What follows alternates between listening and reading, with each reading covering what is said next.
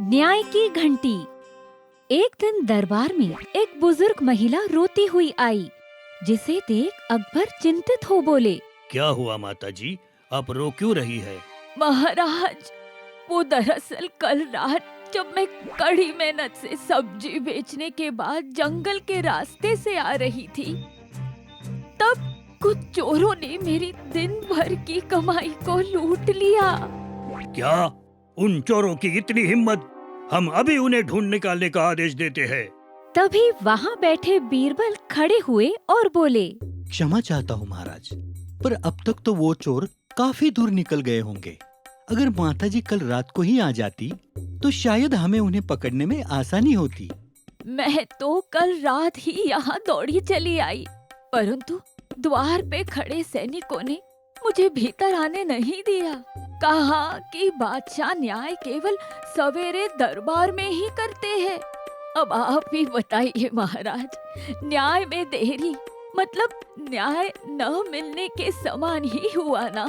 उस बुजुर्ग महिला की ये बात बादशाह को उचित लगी और उन्होंने कहा, बात तो आपने बेहद पते की कही है। न्याय में देरी एक तरह का अन्याय ही है। हम कोशिश करेंगे कि ऐसी गलती हमसे फिर ना हो। क्या दरबार में कोई बता सकता है हम कैसे राज्य के हर व्यक्ति की समस्या का समाधान किसी भी वक्त कर सकते हैं?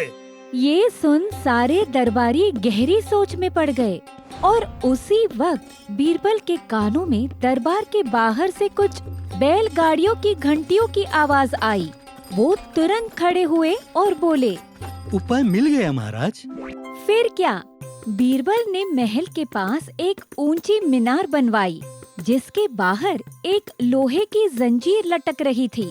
और जब बादशाह अकबर वहाँ पहुँचे तो उस संरचना को देख वो समझ नहीं पाए कि आखिर इसे लोगों की समस्या हल करने में मदद कैसी होगी। उनके चेहरे के भाव देख बीरबल ये बात समझ गए और बोले, महाराज, जरा इस जंजीर को खींचिए तो। जैसे ही उन्होंने जंजीर खींची, मीनार के भीतर लगी घंटी जोर जोर से बजने लगी। ये है न्याय की घंटी। अब राज्य में किसी को भी किसी भी वक्त न्याय की जरूरत पड़े तो बस उन्हें आकर इस घंटी को बजाना होगा और इसकी आवाज महल के भीतर तक पहुंच जाएगी, जिससे हम मदद तुरंत भेज सकते हैं। वाह बीरबल, ये तो लाजवाब उपाय है। फिर क्या? उसके बाद जिस किसी को भी न्याय चाहिए होता तो वो आकर इस घंटी को बजाता, जिससे महल से कोई न कोई तो मदद के लिए आ जाता। ये बात उस मीनार के पास बैठी एक कमजोर गाय कुछ दिनों से गौर कर रही थी। इसलिए एक दिन वो जैसे तैसे मीनार के पास पहुंची और जंजीर खींच घंटी बजाने लगी। उसकी तेज आवाज दरबार के भीतर बैठे लोगों तक पहुंची। ये कौन लगातार घंटी बजाए जा रहा है? बीरबल, लगता है कोई व्यक्ति बेहद दुविधा में है। हमें खुद चलकर वहाँ देखना चाहिए। जब वो लोग वहाँ पहुँचे तो उस अधमरी गाय को देख चौंक गए। ये तो केवल एक गाय है, खामखा हमारा वक्त जाया कर दिया। बादशाह को देख वो गाय तुरंत उनके पास आई और नम आँखों से उनके सामने ऐसे झुकी कि मानो जैसे वो उनसे न्याय की गुहार लगा रही हो।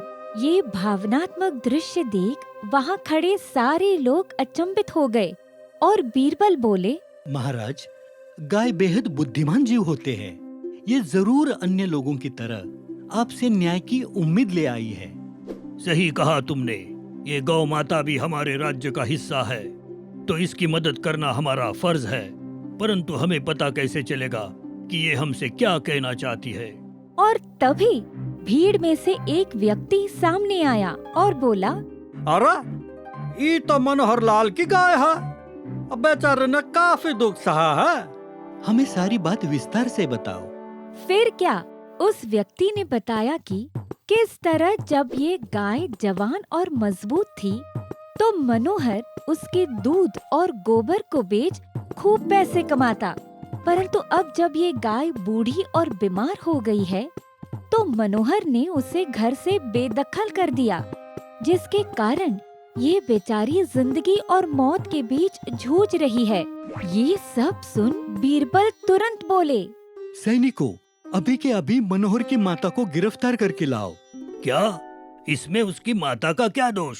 सब बताता हूँ महाराज, बस एक बार उन्हें आ जाने दीजिए। फिर क्या, कुछ देर बाद सैनिक मनोहर की बीमार माँ को दरबार ले आए, जिसके पीछे पीछे मनोहर भी आ गया और दया की गुहार लगाने लगा। महाराज, मुझे समझ नहीं आ रहा है कि मेरी बूढ़ी माँ को क्यों गिरफ्तार कर लिया गया है। वो बेचारी तो बीमारी से लड़ रही है। इसीलिए तो लाया है। इस बूढ़ी और बीमार माँ का तुम क्या करोगे?